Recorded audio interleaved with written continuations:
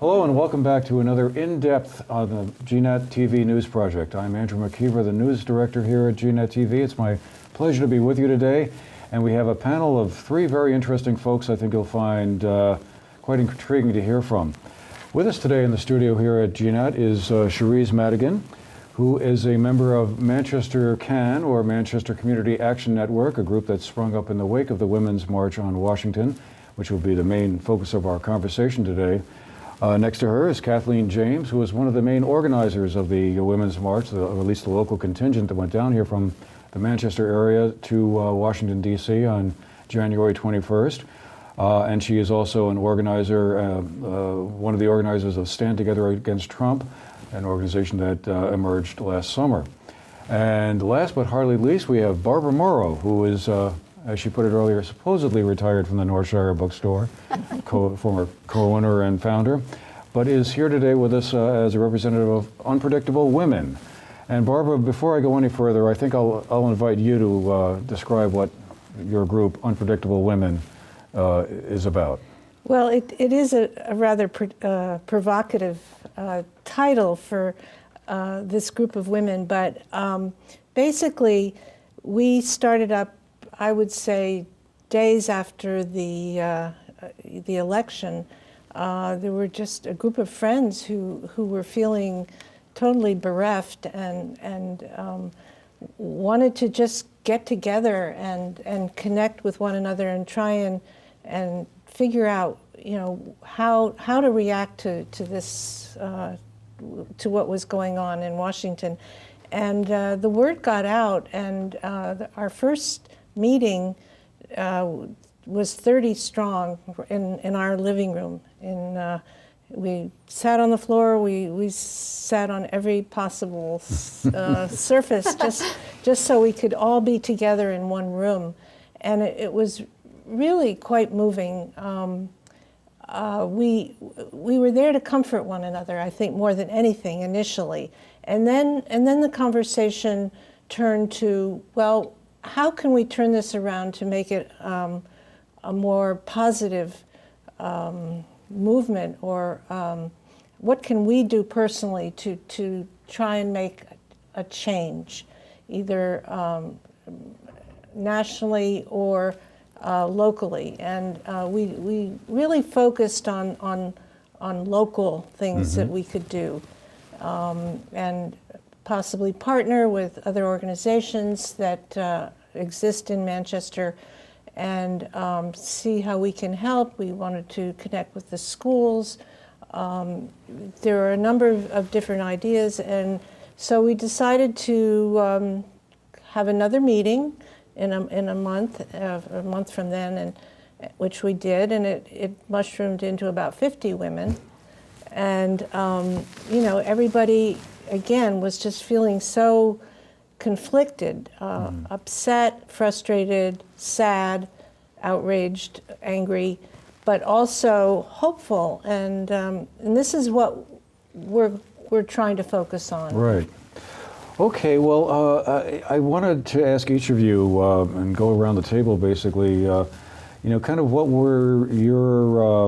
is your sense of where things go from here? I mean, 500,000 folks are centered on Washington on January 21st, roughly 3,000 or so, I think, from Vermont, 110 from our area here.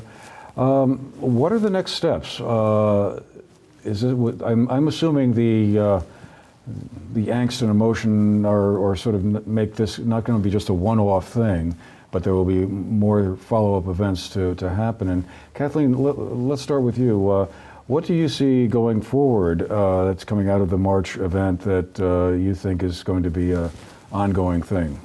Well, I was interested to see the Women's March itself has organized, immediately in the wake of the march, they changed the homepage of their website to call for a campaign called 10 Actions in 100 Days. And the first action, which was, you know, in the first 10 days after the march, was to get people mobilized to write postcards on a bunch of issues that were popping up in Trump's first, you know, week or 10 days in office. And I was really interested, I logged on yesterday and was really interested to see that step 2, so the second 10 days, is to huddle in your community. And I thought that was really well timed and insightful. I know I've been in kind of overdrive since June. We founded Stand Together Against Trump last summer when it became clear that Trump was going to win the nomination. We spent most of the summer working on a rally that we held in the park, had a really good turnout to that, moved immediately into phone banking for the Clinton campaign, and then the day after the election, just because I needed something to do, some way to channel my energy, started working on organizing this bus trip to the Women's March, which was an amazing experience. And I think it's time for people to take a minute and pause and think about the best strategic way to channel their energy sustainably over the next 4 years. I know that just for the past couple days, I've started a newsletter, an email newsletter that's intended to be like a weekly or an occasional or regular digest of political events that are happening here in the Manchester region or in the North Shire. So meetings of the Manchester Community Action Network, meetings of Move On Stand Up to Hate, which Jonathan Fine founded, and I've been trying to get involved with that as well. For me, get off of Facebook a little bit because I am finding Facebook to be overwhelming, almost hysterical right now. The minute you post something, it's gone in a flood of action alerts, petitions, urgent, immediate articles, things that keep you up all night. And so the newsletter that I've worked on, I sent out the first edition yesterday. I had a great response. We've already got almost 150 people on the mailing list. And it's intended just to be a once-a-week thing in your inbox that you can take a look at and say, all right, Manchester CAN is meeting on Tuesday, stand-up's doing something next week, maybe I'll go to this rally. And so I'm getting on Facebook at this point once a day to see what meetings I can find, and then I'm off because I need to focus and regroup and decide which direction I'm going to head. And for me, I'm going to be focusing on the midterm elections and opposing the Trump agenda as effectively as I can from Vermont. Okay. Well, Charisse, tell us a little bit about your Community Action Network here. I guess that sprung up right after the march. It did, yeah. I attended the March on Washington independently. Unfortunately, I couldn't go with the bus group. But the way I foresee my role going forward and the role of the Community Action Network is more so to plan strategic and coordinated action. So I know, like Kathleen said, it's very easy to log onto Facebook and just be inundated with information and updates and possibly misinformation as well, or a lot of opinions mixed in with things. So what I would like to try to do is maybe coordinate as a community to take specific action that is measurable and effective and plan a strategic framework so that we can move forward as a community, but we can move forward in an effective way and maximize our impact. So hopefully Manchester can be sort of an umbrella network for the different groups in the area, like Move On and Stand Up Against Trump or hate or things like that, to kind of coordinate those little groups that are all working kind of simultaneously and are doing great work and motivating individuals, but maybe not coordinating to the highest degree possible. So hopefully I can work towards making that a little bit easier to navigate in terms of how to get involved and how to take those first steps. Okay. So it sounds Super idea, by the way. Because, at any given time, a rally is popping up on the roundabout. Yeah. Nobody knows often, who's organizing it or Right. what, sometimes even what we're, rallying for today. So it's been crazy. I think everybody's frantic to get involved and to do something, and so it's like fireworks going off, and we need to aim at the center of the target, I think. Do all of you feel like this energy is going to be sustainable over 6 months, 10 months, a year, 2 years? Totally. Okay. No problem. Yeah, I mean, if anything, I think it's got us more fired up and more determined to try and make a difference and figure out, as both of you have said, what is the most effective way we can do that. And I think that's what we're all sort of struggling with right now. What is the most effective way? We have a number of different initiatives that people have expressed interest in getting involved in terms of local initiatives. There are a few people who want to get into the schools and help to develop curriculum for the kids to learn more about our civic systems, and that's one initiative. Another is outreach and support for local families, and there are, as we know, a number of local groups that already do this, but maybe some of our members can reach out to these groups. Planned Parenthood is a big one, women's issues. Yeah. Randall Perkins, who is from Manchester, and she's on the board of Planned Parenthood and has been very helpful in sort of explaining and outlining the needs of Planned Parenthood. I think we all feel really strongly about that.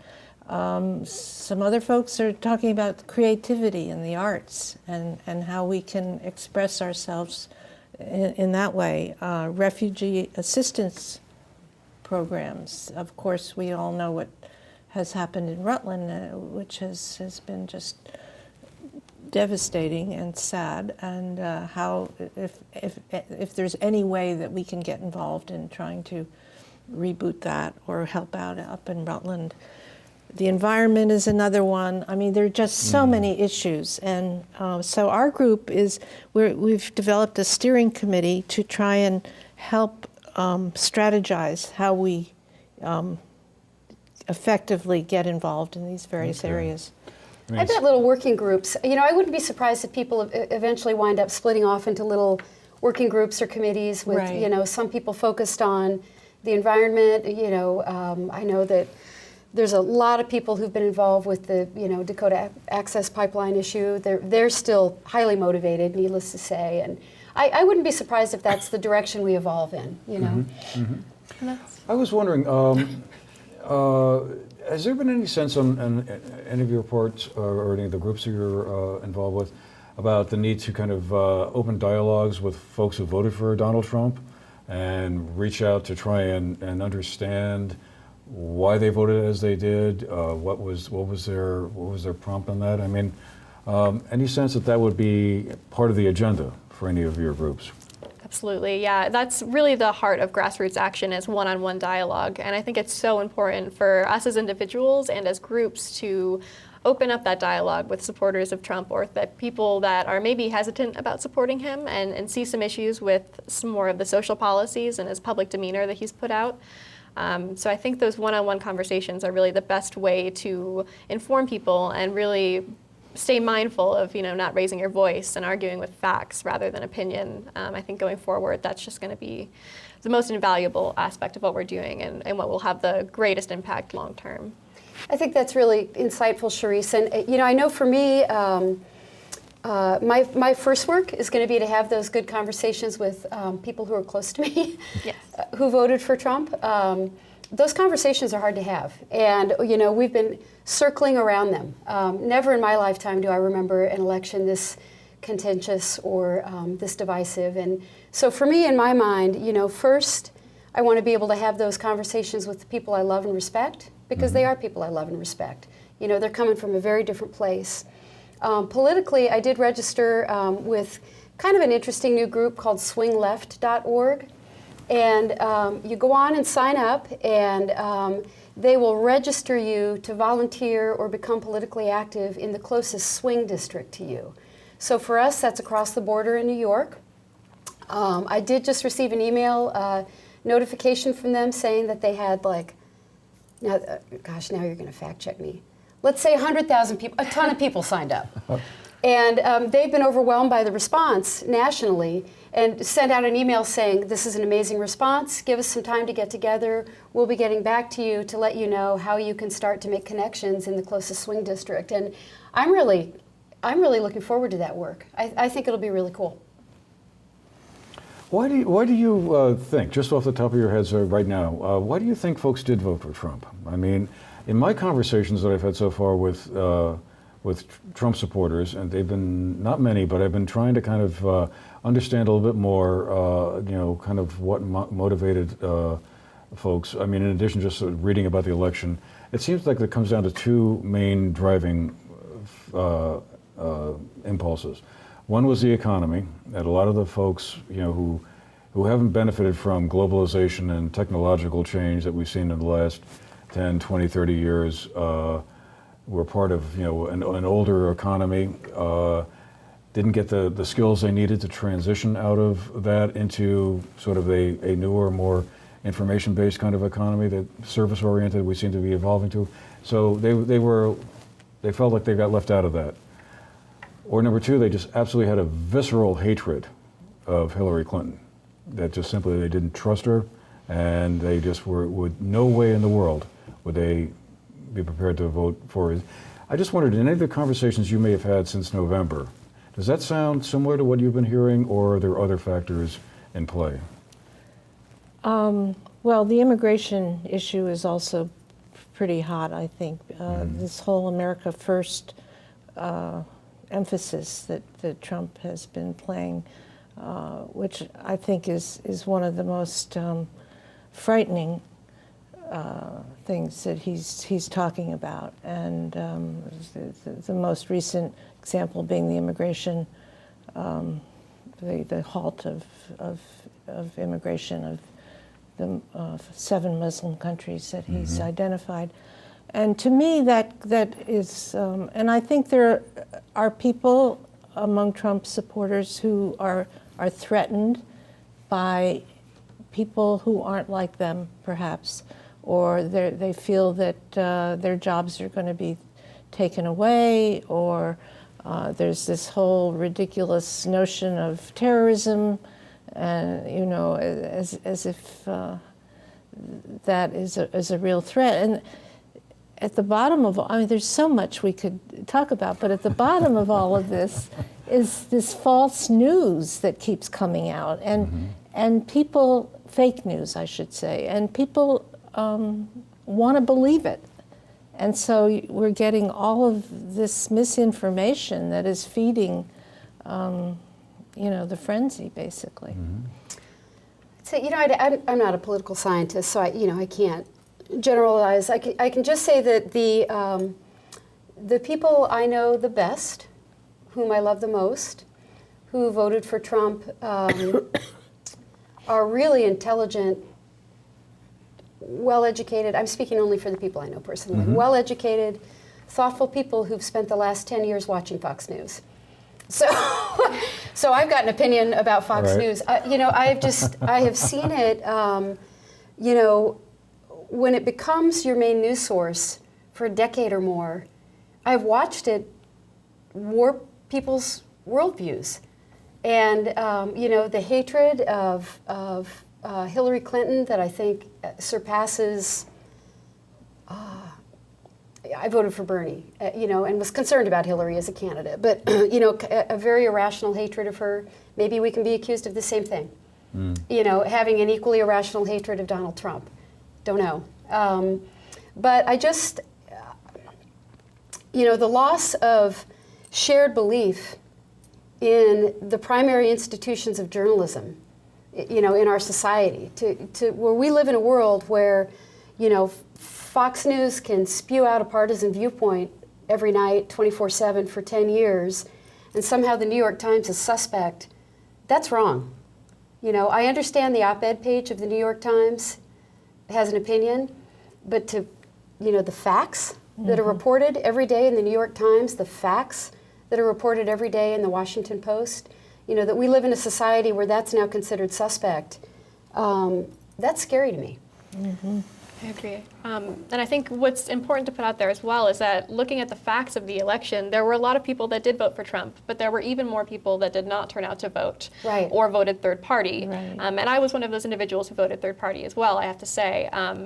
And maybe there is a little culpability there. And I think going forward, rather than placing blame on individuals who did vote for Trump or who chose to vote another way, I think even more important is going to be, one, educating the public and making sure that we're providing and sharing news sources that are kind of reputable and trustworthy. But beyond that, also looking at our political parties with a little more scrutiny. I know I was a big supporter of Bernie as well and was very disheartened by the actions of the DNC. And I think a lot of people, especially people my age, feel the same way. So I think being a little more critical of the Democratic Party moving forward is going to be very important. But I think that at the same time, that kind of furious hatred towards Clinton was maybe a little misguided and misplaced. My daughter's a little bit younger than you are, probably, but not too much. And I will never forget how relieved I was the day she called me and said that she was no longer going to be voting for Jill Stein. She was going to vote for Clinton. I'd been working on her. Yes. Working hard. So it was a little generational victory. Yeah. Do you think that this election has mobilized young people in a way that it hasn't in the past? Because that was one of the issues, is trying to get young people to be engaged and to vote. And Absolutely. a huge percentage just didn't. It is, and I feel that a lot of people my age were very disheartened by the lack of culpability within, especially the Democratic Party, but throughout the political spectrum. The misinformation that was put out there, and kind of the hatred towards our generation that's been put out in the media a lot, in terms of how we act as citizens, how we contribute to the economy, and things like that. The media does not help people my age feel like they want to be involved. Really? To a large degree. And for me personally, I mean, I'm someone who has a degree in political science. I've been very active in political causes pretty much my whole life. It's not hard for me to feel motivated to get out there. But for others my age, I think that it's a little intimidating. And going back to your question of sustainability, I think it's really important to keep working with people my age and make sure that we do keep getting out there, because a lot of the times that attention span can be rather short. So keeping information out there and making our organizations accessible to people and making it clear that our actions are having an effect going forward is going to be a very invaluable tactic, I feel. Really important. Yeah, Because awesome. I think that's going to make a big difference in terms of numbers. We've just got Yes. to increase our numbers and Definitely. get more people to vote. And I was disappointed to find out, because I am a lifelong journalist, I check everything. So I was bummed to find out that amazing blue map, did you see the map that said, you know, how the election would have come down if millennials had voted, or not millennials, what's your? Generation X, No. I guess, or Maybe Y. millennials, yeah. Anyway, it was a fake map, but darn it. But it was still, you know, it's true. Motivating people under the age of 30 is key. Well, motivating the age, all age groups, it seems. Yeah. I mean, even this election, which was as hotly contested as one I can ever remember, and Yeah. as you said, as divisive and polarizing as any I can remember. I'm trying to think, going back to 1972, the first year I voted in a presidential election. It really is quite amazing that even with all of that, we had maybe somewhere between 50 and 60% of the entire I don't even electorate think it was that much. Yeah, it's voting, which is Under quite 50%, remarkable. And you really wonder, who are those other folks out there, presumably legal voters, that somehow didn't make it to the polls. But we have a couple of minutes left, and I just wanted to give you all a chance to comment a little bit on what your reaction has been since the inauguration and March weekend. I mean, we've had a series of executive orders streaming out of the White House on a wide variety of things. I mean, the immigration thing clearly was one. There was others, the Mexican Wall, with the Keystone Pipeline, withdrawing from the Trans-Pacific Partnership. Been a whole long list, and this is a very short mention of a couple of them. I mean, do you see the new administration, kind of unfolding the way you kind of expected to, or were concerned that it might, or has it been different from what you might have thought? Well, it's clear that Trump has zero. I don't want to make this totally political, but he really has no qualifications for holding this office. He is a businessman, and he's running the government as he would a business. He's not consulting with experts. He's appointing unqualified cabinet members.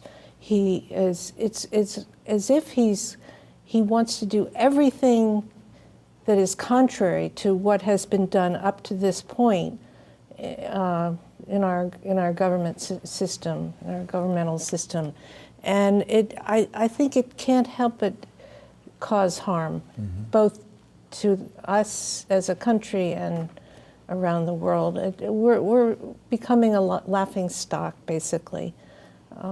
That I can't be any more clear, I guess. Okay. Well, I hope I'm not proven wrong, but I am hopefully waiting for the Republican leadership to step up.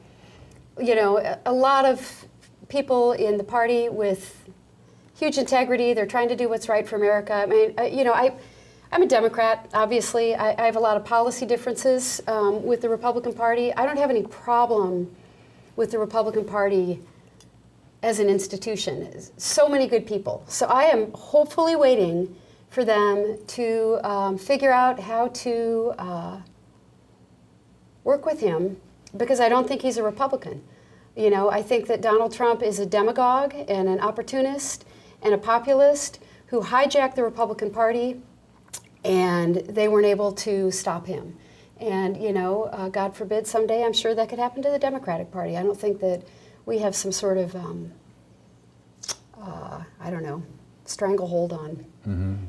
So anyway, One of the talk We're the shows Republicans. I watched recently described him as the first independent president, that basically he's really not of a party, and he's going to wind up driving Republicans just as crazy as he may be driving Democrats. But Charisse, I didn't mean to get in the way there of please, your no opportunity worries. to comment on. What has been your takeaway over the last couple of weeks with all the frenetic activity out of the White House?